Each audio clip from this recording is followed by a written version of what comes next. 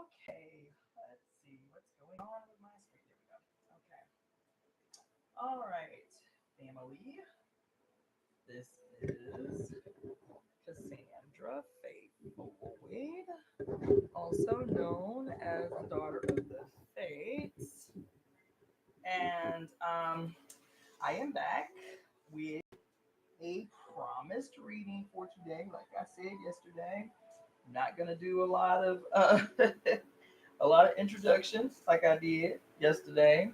I am going to read. Oh, hi, Los Three Entertainment. Long time no see.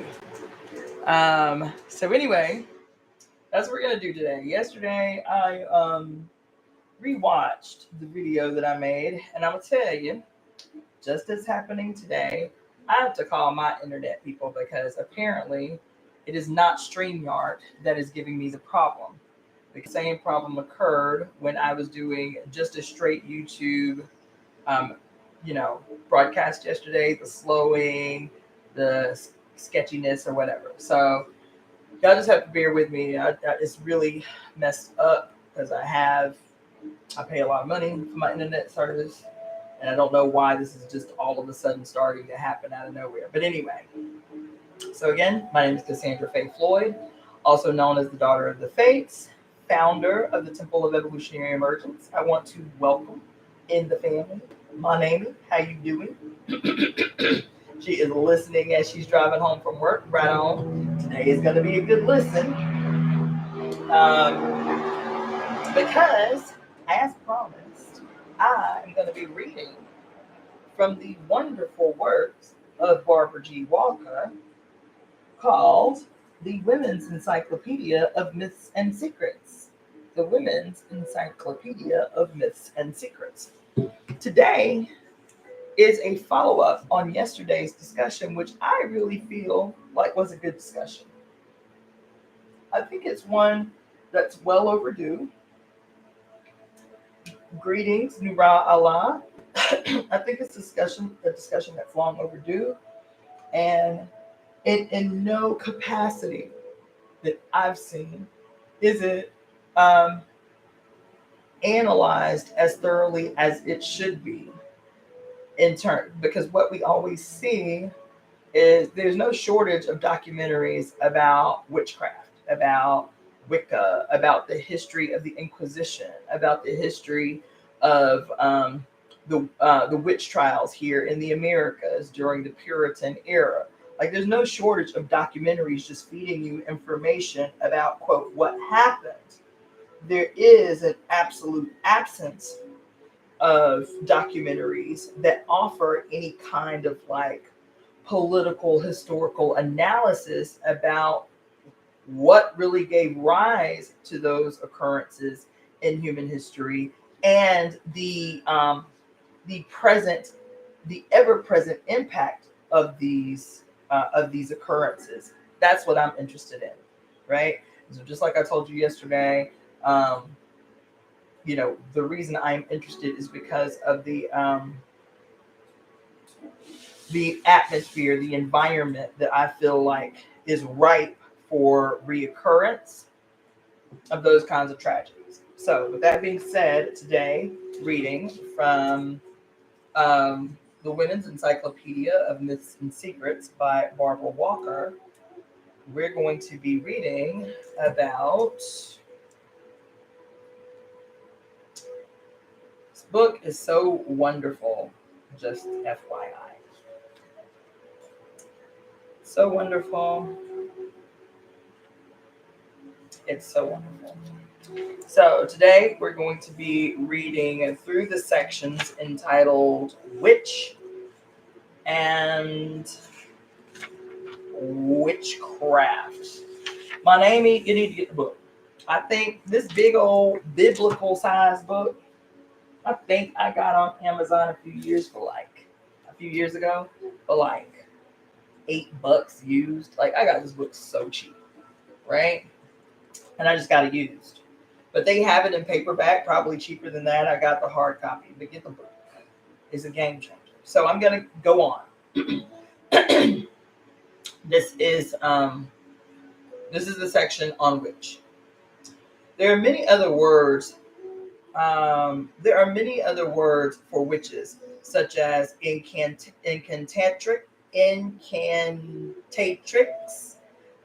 lamia, saga, maga, malefica, sortilega, strix, and benefica. Benefica.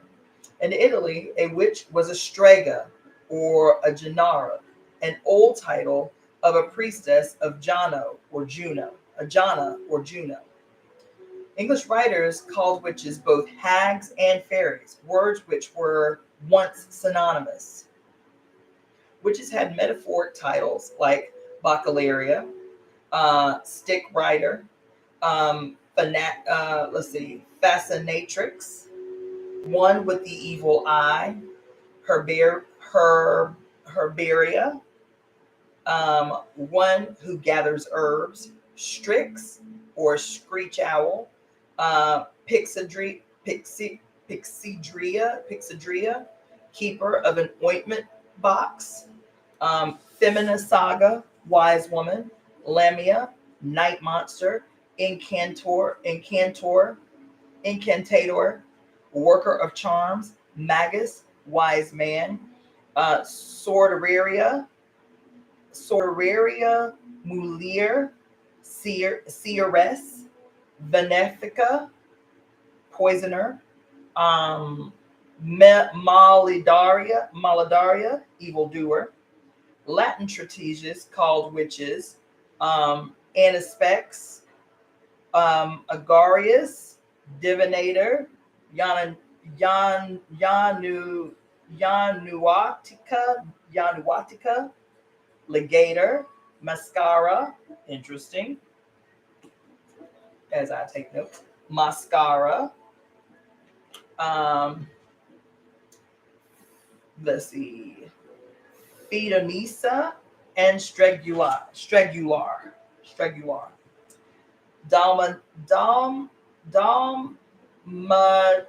Dalmatian witches were Christica, the crossed ones, a derivative of the Greek Christos. Oh shit.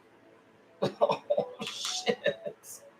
In Holland, a witch was a wissager, a wise sayer, from which came the English wiseacre. The biblical passage that supported centuries of persecution, thou shalt not suffer a witch to live, Exodus 22:18, used the Hebrew word kasaf, translated witch, although it actually means a seer or diviner. Early medieval England had female clan leaders who exercised matriarchal rights in law giving and law enforcement. Let me get my highlighter out.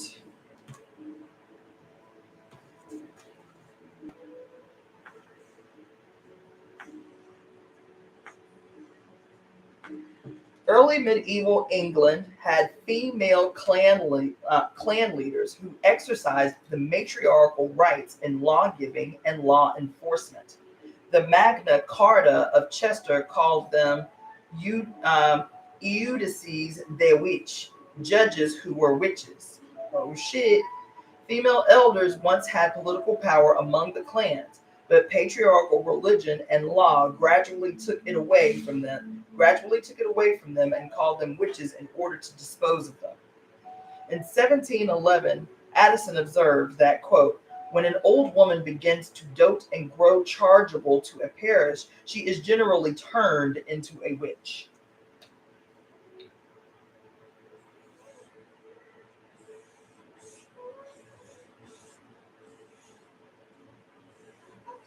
Scott remarked that the fate of a witch might be directly proportional to her fortune. Oh, oh, oh, oh, oh.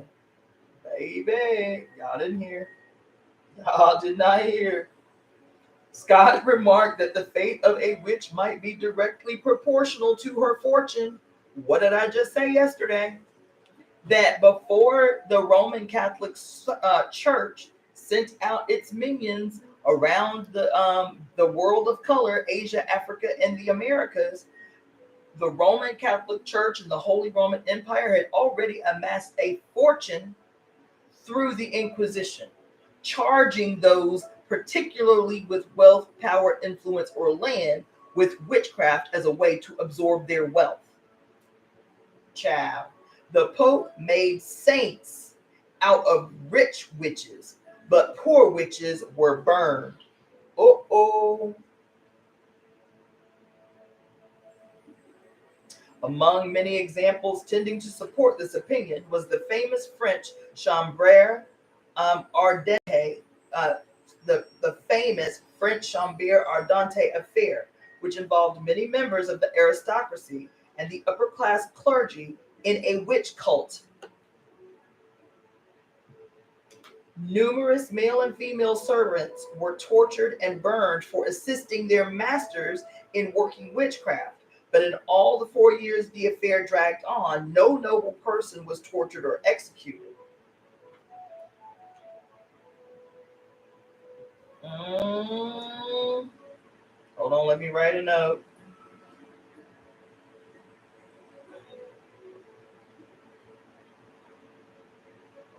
And the note that I am writing, that the proof of the witch trials and the Inquisition was a political process that was usually in league with the nobility, with the state and the church, where the state and the church were in league for the same reason, always to benefit at the expense of the poor.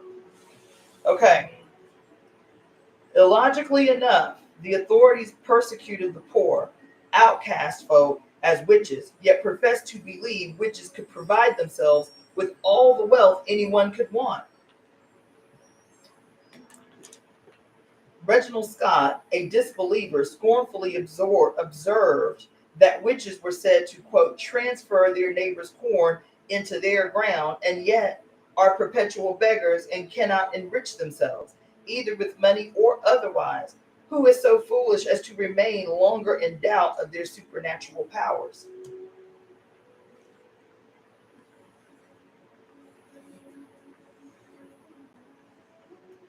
Witchcraft brought so little profit to Helen Jenkinson of the Northants, hanged in 1612 for bewitching a child, that the record of her execution said, quote, thus ended this woman her miserable life, after she had lived many years poor, wretched, scorned, and forsaken of the world, end quote.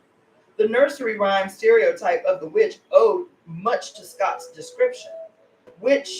Women which be commonly old, lame, blear-eyed, pale, foul, and full of wrinkles, poor, sullen, superstitious, and papist, or such as no religion, in whose drowsy minds the devil hath gotten a fine seat, so as what mischief, miscant, calamity, and slaughter is brought to pass, they are easily persuaded the same is done by themselves.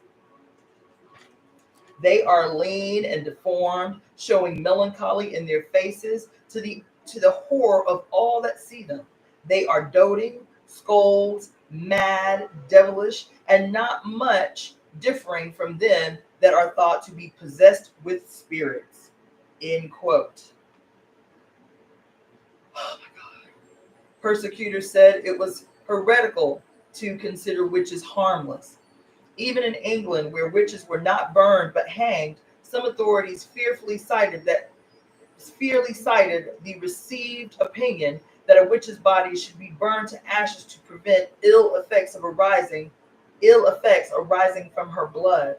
Churchmen assured that the arresting officers that a witch's power was lost the instant she was touched by an employee of the Inquisition, but the employees themselves were not so sure. Numerous stories depict persecutors fear of their victims. It was said that the Black Forest that it was said in the Black Forest that a witch blew in her executioner's face, promising him his reward. The next day, he was afflicted with a fatal leprosy. Inquisitors' handbooks directed them to wear at all times a bag of salt consecrated on Palm Sunday, to avoid looking in a witch's eyes, and to cross themselves constantly in the witch's prison. Peter of Bern forgot this precaution, and a captive witch by enchantment made him fall down a flight of stairs, which he proved later by torturing her until she confirmed it. Any unusual ability in a woman instantly raised a charge of witchcraft. The so-called witch of Newbury was murdered by a group of soldiers because she knew how to go, quote, surfing on the river. Soldiers of the Earl of Essex saw her doing it and were, quote, as much astonished as they could be, seeing that to and fro she fleeted on a board, standing firm, bolt upright, turning and winding in which way she pleased, making it pastime to her, as little thinking who perceived her tricks, or that she did imagine that they were the last she should show. Most of the soldiers were afraid to touch her, but a few brave souls ambushed the board rider as she came to shore, slashed her head, beat her, and shot her, leaving her detested carcass to the worms. So in case y'all didn't catch that, because I read another story about the same woman. She lived upstream, and it was easier for her, especially when she was going like to the market or whatever. It was easier for her to surf down the river and walk back up to her home, so she wasn't having to do the extra walking 2 ways. She had learned how to take this board and literally surf down the river to the market, do her shopping, and then hike 1 way back up the mountain. And these dudes caught her, quote, surfing the river, and said she had to be a witch because she was surfing a board down the river, and killed her at the bankside. From ruthlessly organized persecutions on the continent, witch hunts in England became largely cases of village feuds and petty spites. Y'all. Now, if you want to catch what I have been talking about, especially yesterday, but this has been an ongoing discussion we've been having for a little while, but particularly yesterday when I got really specific about being mindful and wary of like the narrative that's reemerging in society that is very hostile towards women, especially hostile towards women with power of any kind. So all of these people talking about women with sexual power or sexual assertiveness and calling them everything but a child of God, this is the language that gives rise to the justification of crimes against women. You understand? So here she says, from ruthlessly organized persecutions on the continent, witch hunts in England became largely cases of village feuds and petty spite. If crops failed, horses ran away, cattle got sick, wagons broke, women miscarried, or butter wouldn't come in the churn, a witch was always found to blame. Marion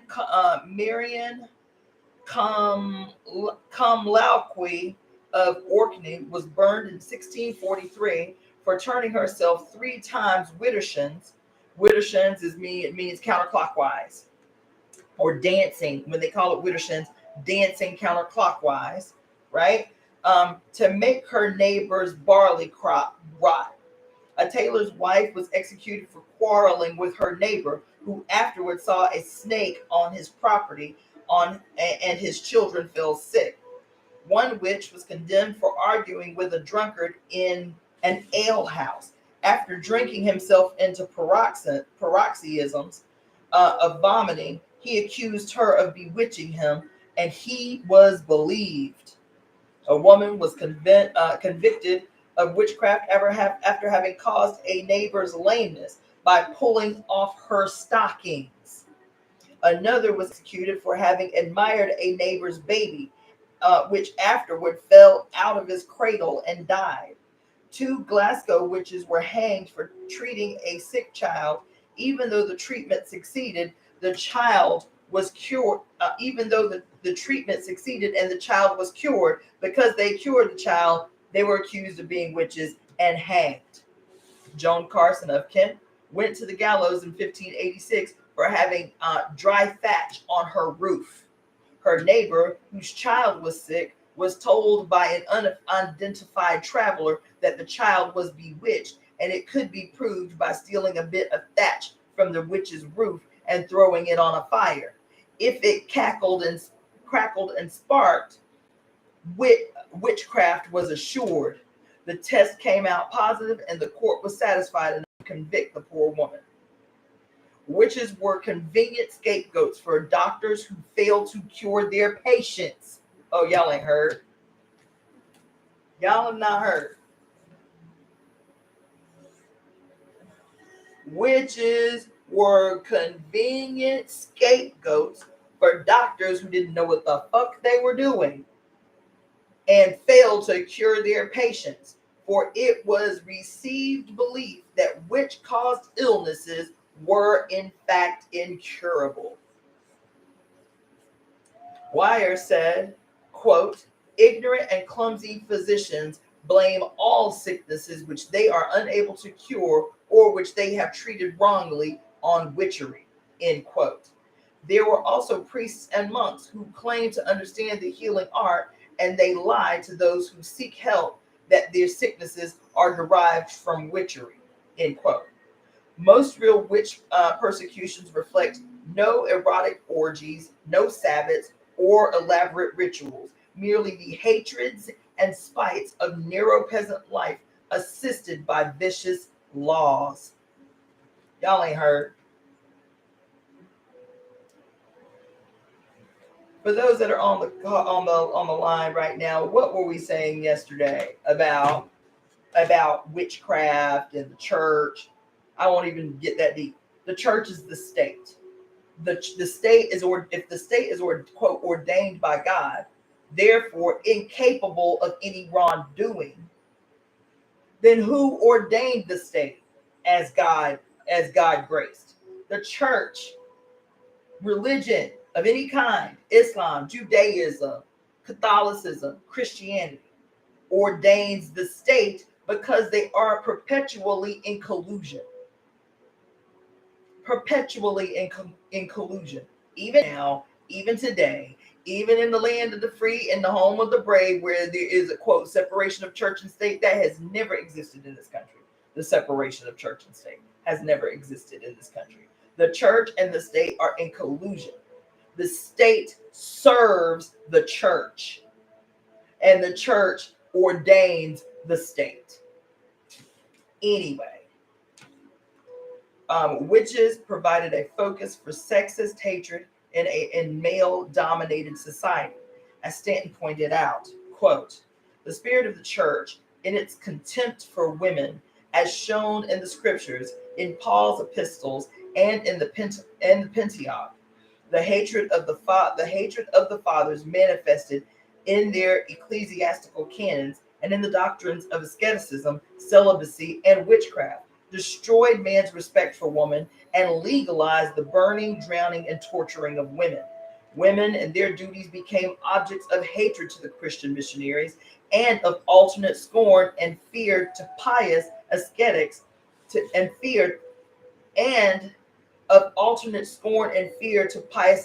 and monks.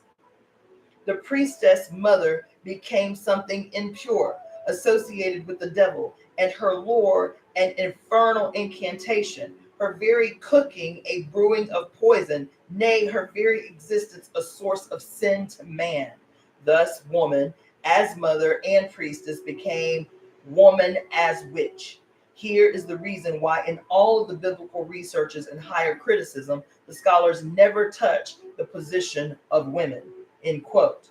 Men displayed a lively interest in the physical appearance of witches, seeking to know how to recognize them, as men also craved rules for recognizing other types of women from their physical appearance.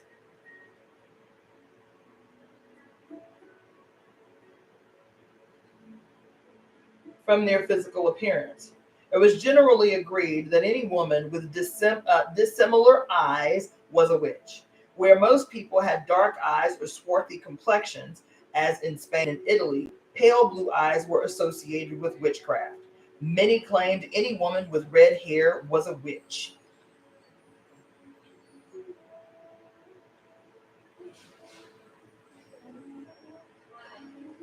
This may have been because red-haired people are usually freckled, and freckles were often identified as witch marks, as were moles, warts, birthmarks, pimples, pox marks, cysts, liver spots, wens, or other blemishes. Some witch finders said the mark could resemble an insect bite or an ulcer. No one ever explained how the witch mark differed from any ordinary blemish. Since few bodies were unblemished, the search for marks seldom failed. Thomas Addy recognized this and wrote, quote,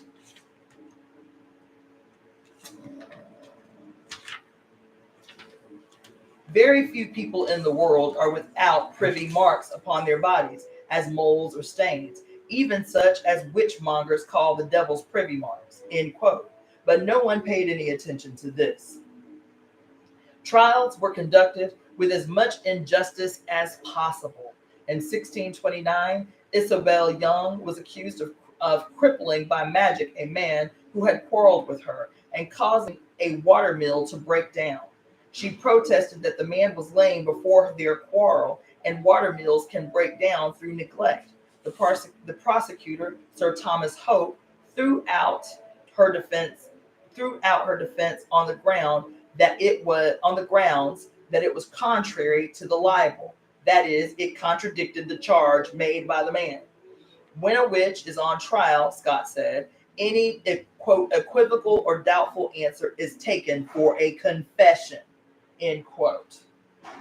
On the other hand, no answer at all was a confession too. Witches who refused to speak were condemned, quote, witchcraft proved by silence of the accused. Sometimes mere playfulness proved witchcraft, as in the case of Mary Spencer, accused in 1634 because she merrily set her bucket rolling down the hill and ran before it, calling it to follow her.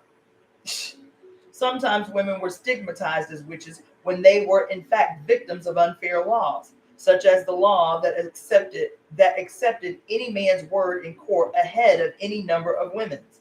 A butcher in Germany stole some silver vessels from women, then had them persecuted for witchcraft by claiming that he found the vessels in the woods where the women were attending witches' sabbaths. Oh my God. Y'all ain't, man, look, y'all ain't here. Y'all are not here. This dude was religiously stealing from women, and to escape charges of theft would accuse them of being witches and saying he collected their silver while they was out partying in the woods at a witch's sabbath, and he found their stuff and assumed their stuff while they was worshiping the devil. Sometimes the accusation of witchcraft was a form of punishment for women who were too vocal about their disillusionment with men. And hey, oh my God. Sometimes the accusation of witchcraft was a form of punishment for women who were too vocal about their disillusionment with men and their preference for living alone. Y'all ain't hearing? It's 2023, baby. It's 2023. Historical literature has many references to, quote, the joy with which women after widowhood set up their own households, and to the vigor with which they resisted being courted by amorous widowers, end quote.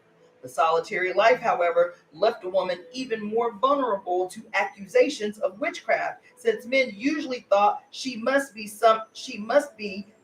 somehow controlled. Y'all ain't hearing. Because I ain't seen no hands raised. I ain't seen no shout outs or nothing. Do you hear what I just read? I just told y'all the other day that at the age of 48 years old, it is not uncommon for a potential suitor for the second or third question out of his mouth be not for the second or third question out of his mouth to be, why somebody as beautiful as you, why you ain't married? You only have one child? Can you still have kids? Yes. You don't want no more babies? Why is that? Why is that? Because men usually thought she must somehow be controlled. How dare she live alone? She must be a witch. What sane woman would want to live by herself? She must be a witch. What woman that is not doing something she ain't got no business doing would want to live alone? She must be a witch. Those who tortured the unfortunate defendant into admitting witchcraft used a euphemistic language that showed that the victim was condemned in priori. One Anne Marie de Gorgel denied making a devil's pact until by torture she was justly forced to give an account of herself, the record said. Catherine Delort was forced to confess by the means we have power to use to make people speak the truth.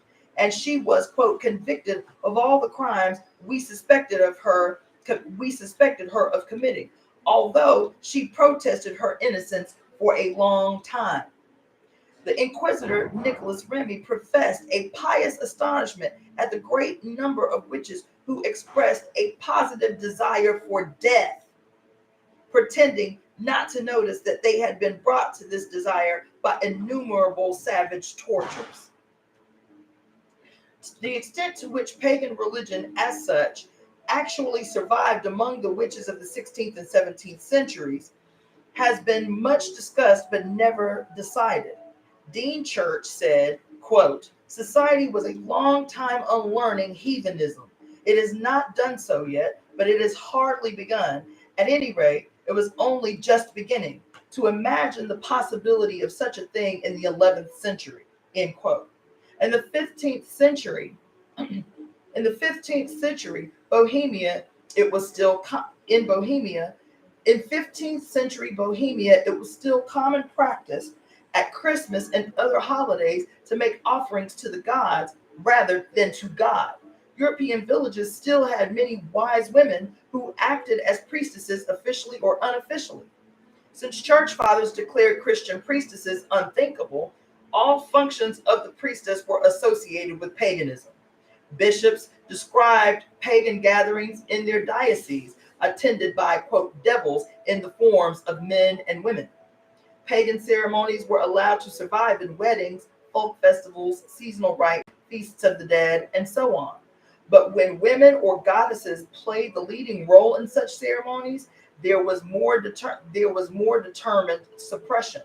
John of Salisbury wrote that it was the devil, quote, with God's permission, who sent people to gatherings in honor of the Queen of the Night, a priestess impersonating the moon goddess under the name of Noctulica or Heredidae. Oh, shoot. Heredidae. Okay. The Catholic Church applied the word witch to any woman who criticized church's policies. Women allied with the 14th century reforming Franciscans, some of whom were burned for heresy, were described as witches, daughters of Judas, and instigated of the devil. Writers of the Talmud similarly tended to view nearly all women as witches. They said things like women are naturally inclined to witchcraft, and there are more women there. There are more women there. The more women there are, the more witchcraft there will be. Probably there were few sincere practitioners compared with the multitudes who were railroaded into ecclesiastical courts and legally murdered despite their innocence. Yet it was obvious to even the moderately intelligent that Christian society deliberately humiliated and discriminated against women. Some may have been resentful enough to become defiant.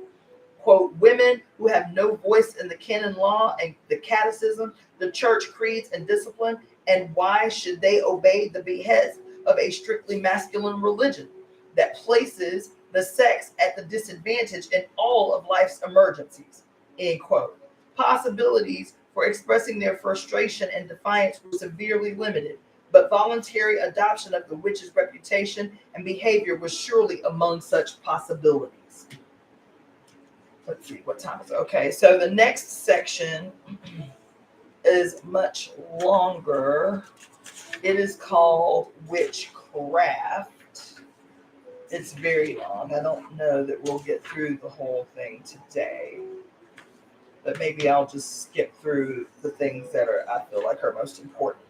Witchcraft.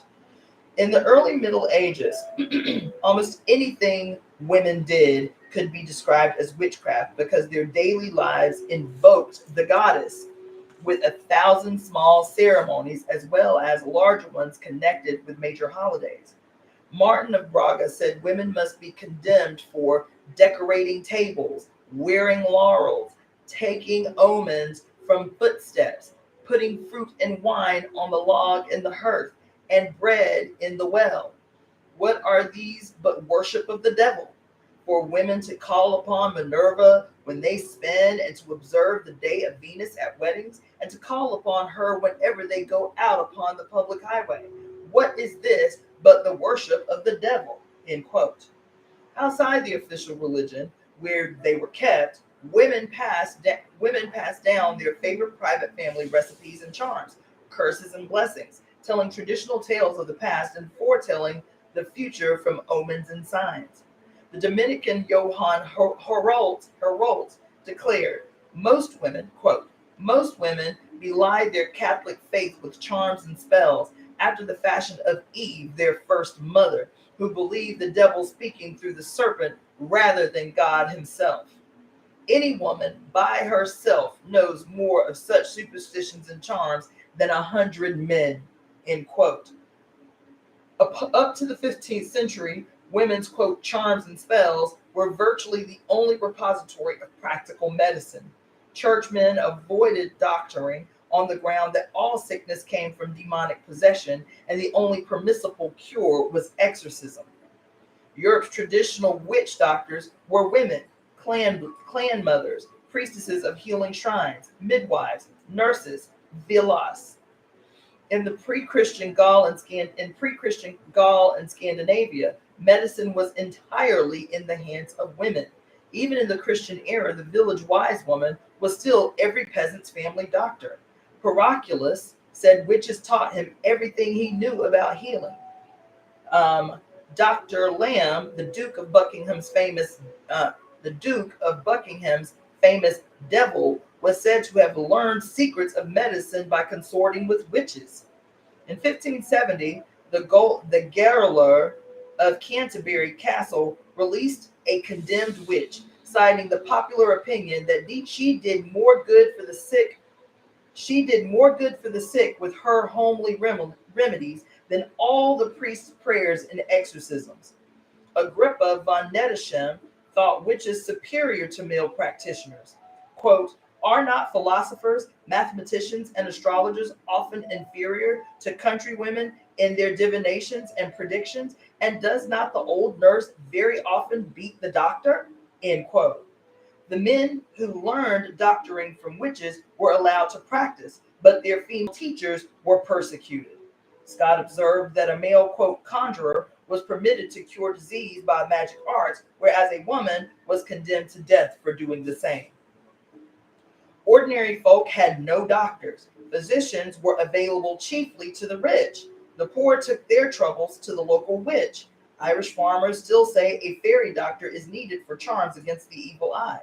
In Greece, both priests and witches are available for emergencies created by the evil eye.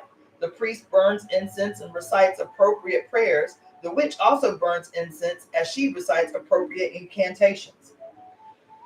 It wasn't unusual for the witch's healing charms to be performed to those of the church, or for the two to be regarded as identical in essence.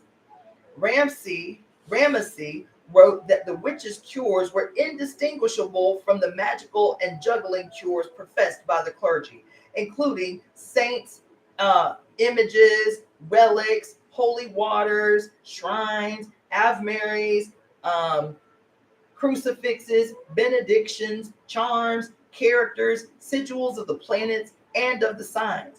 All such cures are rather to be ascribed to the forces of the imagination than any virtue in them. Officially, women were often forbidden to do any kind of healing. In 1322, a woman named Jacoba Felici was arrested and prosecuted by the medical faculty of the University of Paris for practicing medicine, although the record said she was wiser in the art of surgery and medicine than the greatest master or doctor in Paris. Come on, man.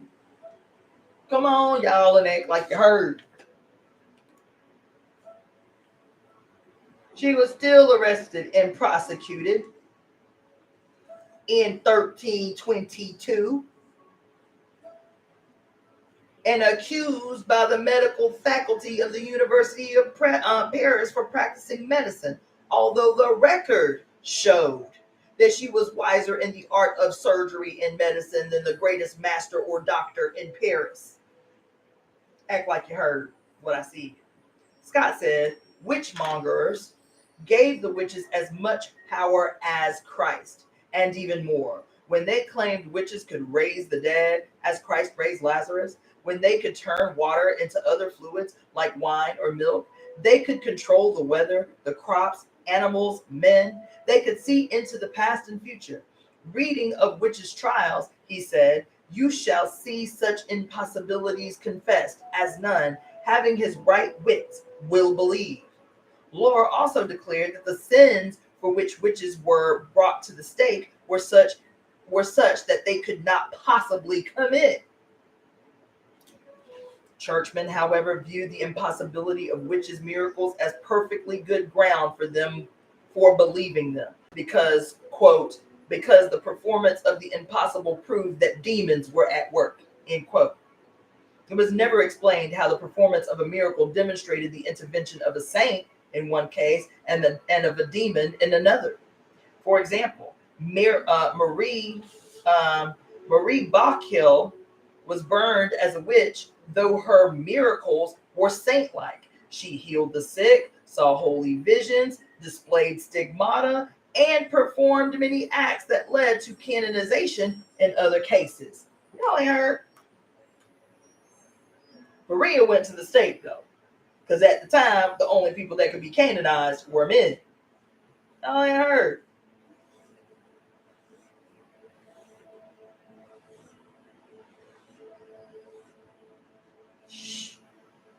The acts were, that's right. The acts were differently interpreted by churchmen in different times. Witchcraft was allowed through the first half of the Christian era. It was not called a heresy until the 14th century. In 500 AD, the Franks Salic law recognized witches' right to practice. In the year 643, an edict declared it illegal to burn witches. In 785, the Synod of Paderborn said anyone who burned a witch must be sentenced to death. France's first trial to declare witchcraft a crime took place in the year 1390. Up to a surprisingly late date, nobility and clergy alike employed the services of witches. In 1382, the Count of Kieburg hired a witch to stand on the battlements of his castle and raise a thunderstorm to disperse an army of enemies. This practice was soundly based on theological opinion that witches could raise storms at will, either upon sea or land. Churchmen said witches controlled the weather with God's permission, and they didn't begin to punish what God permitted until the beginning of the Renaissance. Witches were summoned to the court by Louis d'Orleans to cure his brother's madness after priestly exorcisms had failed. The witches also failed. Guichard, Bishop of Troyes, used the classic pierced poppet kind of witchcraft to kill his enemy, Queen Blanche of Navarre.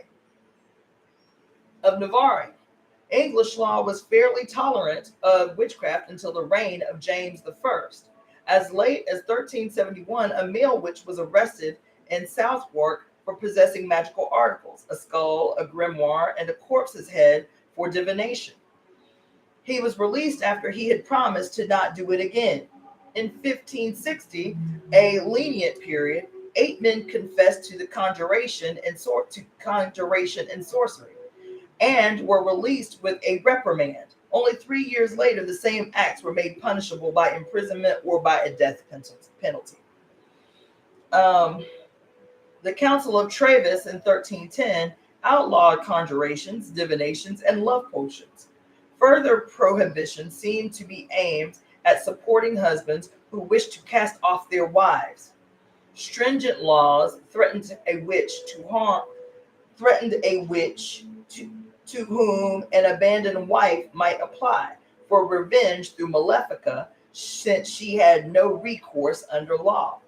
The church distinguished between sorcery, which was generally acceptable, and witchcraft, which was heresy. Von Netelsham's book of sorcery was published. Von Netelsham's books of sorcery were published under church auspices, accompanied by a statement of ecclesiastical approval. Indeed, his instructor in magic had been John Trithemius, an abbot. What the distinction between sorcery and witchcraft boiled down to was that men could practice magic, but women could not. When the church discovered that the common folk couldn't understand the doctrinal subtleties of heresy and didn't care about theological arguments, persecution was extended into the areas that were accessible to the public mind. So the church could maintain its control of that mind. For example, in the reign of Bonn, a late spring frost in 1610 ruined crops and was officially described as an act of God. 20 years later, after the witch judges came to the area, the same kind of natural disasters were blamed exclusively on witches. Churchmen fostered the public delusion that witches were engaged in a vast secret plot under the devil's guidance to overthrow the kingdom of God on earth. They created and embellished the concept of the Black Mass and made laymen believe it frequently occurred, whereas it was largely a fraud supported only by spurious evidence from the torture chamber. The Inquisition needed this public delusion because the work it was created for was finished when the Albigensian, Wattlesean, and other heretic groups of the south of France had been finally crushed. In order to continue its profitable existence, the Inquisition needed new victims. The witchcraft mania was the solution to its problem. Whatever secular crimes the witches were supposed to have committed, the one crime that was decisive in sending all of them to the stake was the one crime of which all of them were completely innocent because it was impossible: the crime of collaborating with a real devil.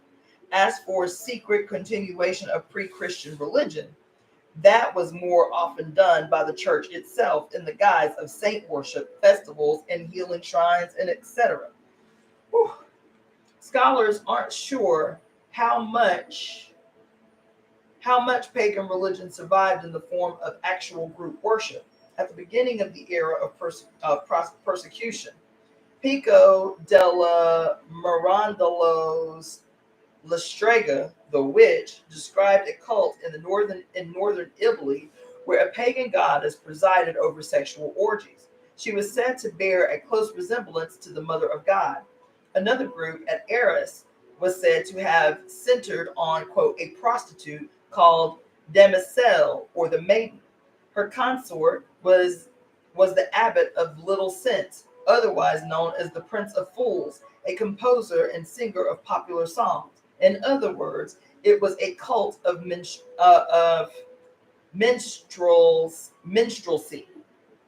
It was a cult of minstrelsy.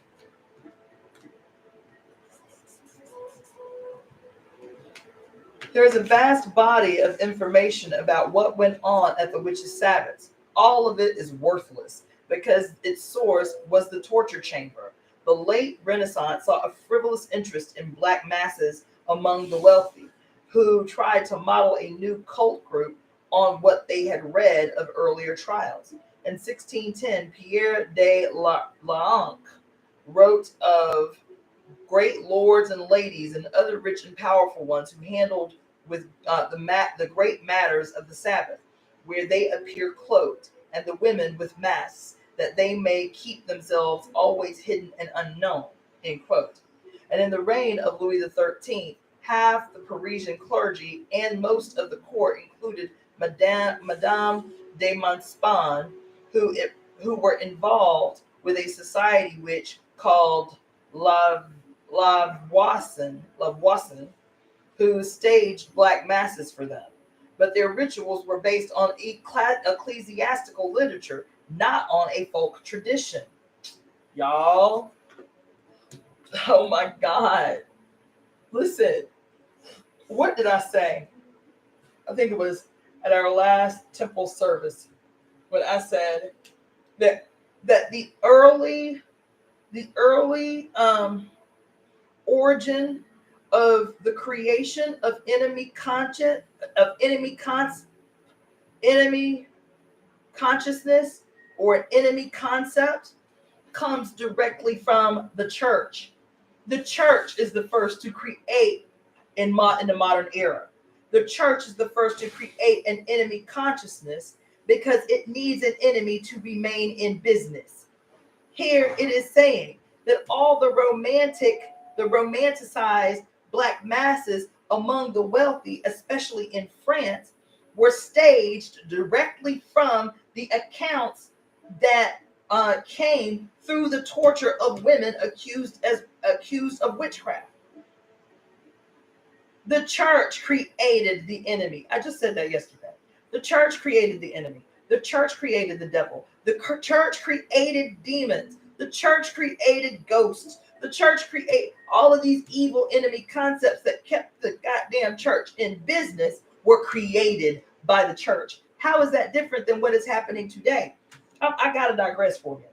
Because yesterday I was really trying to make a point, man.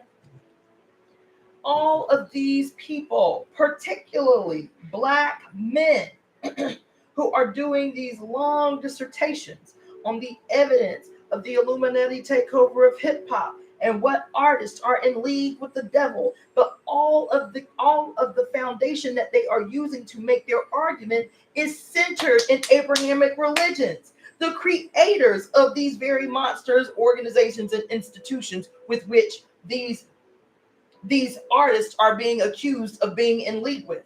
Do you understand? Was that clear?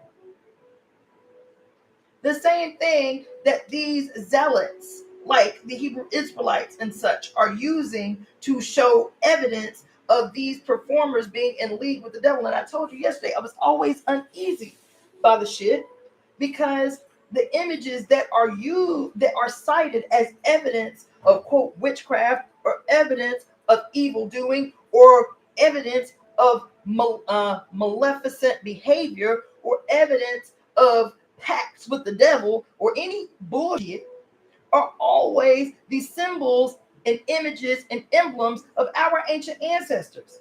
They're always symbols that have existed before Christianity existed, before Islam existed, before Judaism existed.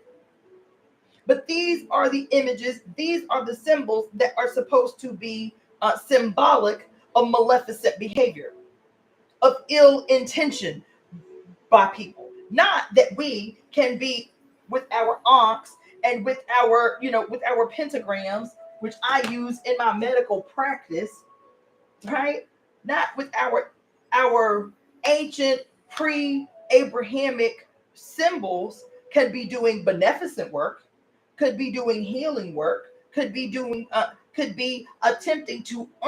Is it possible that these These artists that are using these symbols, the duality of black and white, the images of the all-seeing eye, or whatever, all of the pyramids, and and the 666, and all of these. Is it possible that they are knowingly using these symbols as a way to deprogram the minds of Christian zealots and evangelical fundamentalists? Could that be a possibility? Could it be a possibility that what people are calling witchcraft is the practice, the willful, knowing practice of ancient African spirituality that predates the Abrahamic traditions? Beyonce catches a lot of flack. You can't find no shortage. 100,000 goddamn videos about how Beyonce is a devil worshiper. All the evidence that Beyonce is this terrible human being that is worshiping the devil, in league with Satan, and all of this dumb shit. And she even had to clown y'all asses about it, and y'all still didn't get the point. You feel me?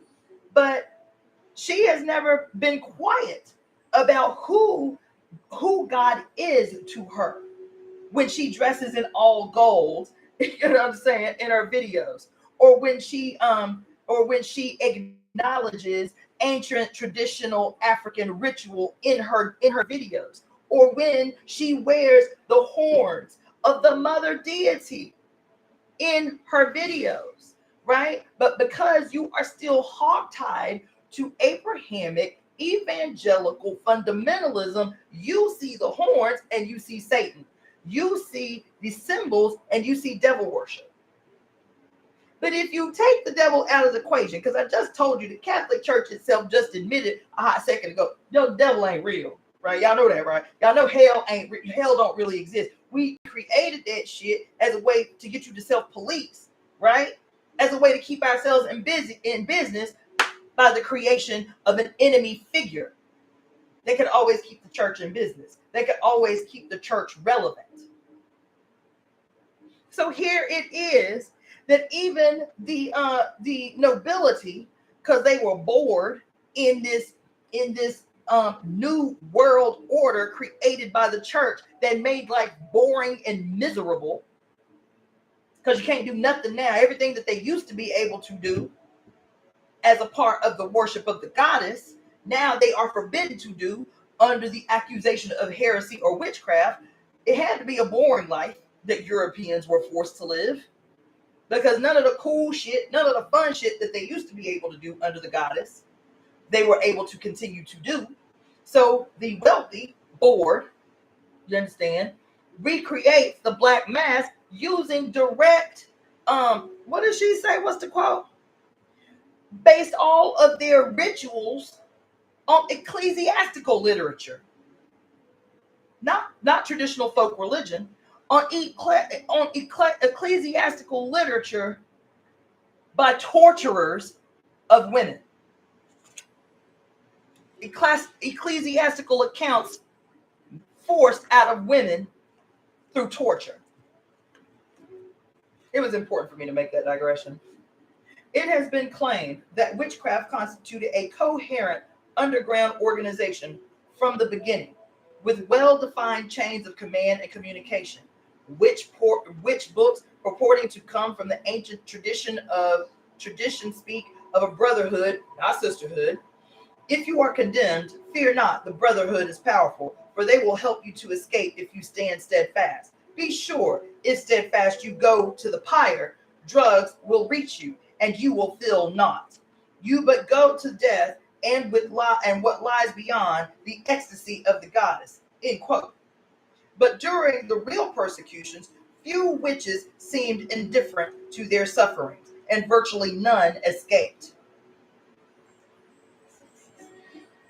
Monstrelet described, I'm about to close this down. Monstrelet described a typical early example of persecution in 1459. Quote, in this year, in the town of Arras and the county of Taurus, arose through a terrible and melancholy chance an opinion called I know not why, the religion of Vaudoise. This sect consisted, it is said, of certain persons, both men and women, who, under cloud of night, by the power of the devil, repaired to some solitary spot amid woods and deserts, where the devil appeared before them in a human form. Save this, his visage is never perfectly visible to them. Read to the assembly of a book of his ordinances, informing them how he could be obeyed. Distributed a very little money and a plentiful meal, which was concluded by a scene of general profligacy, after which each one of the party was conveyed home to her or his own habitation. On accusations of access to such acts of madness, several credible persons of the town of Arras were seized and imprisoned, along with some foolish women and persons of little consequence. These were so horribly tortured that some of them admitted the truth of the whole accusations and said, besides, that they had seen and recognized in their nocturnal assembly many persons of rank, prelates, seigneurs, and governors of villages and cities, being such names as the examiners had suggested to the persons examined. What? While they constrained them by torture to impeach the persons to whom they belonged. Several of those who had been thus informed against were arrested, thrown into prison, and tortured for so long a time that they were also obliged to confess what was charged against them. After this, those of mean condition were executed and inhumanely burnt, while the richer and more powerful of the accused ransomed themselves for sums of money to avoid the punishment and the shame attending it. Many even of those also confessed being persuaded to take that course by the interrogators, who promised them indemnity for life and fortune. Some there were of a truth who suffered with marvelous patience and constancy the torments inflicted on them, and would confess nothing imputed to their charge. But they too had to give large sums to the judges, who exacted that such of them as, notwithstanding their mishandling, were still able to move, should banish themselves from that part of the country. It ought not be concealed that the whole accusation was a stratagem of wicked men for their own covetous purposes, and in order by these false accusations and forced confessions to destroy the life, fame, and fortune of wealthy persons. End quote. There it is in plain English. Anyway, I'm going to stop there for today. What I will do is continue the reading on the section called Witchcraft, which is still about 5 pages long, on tomorrow. And feel free, I'm just shaking the computer all around.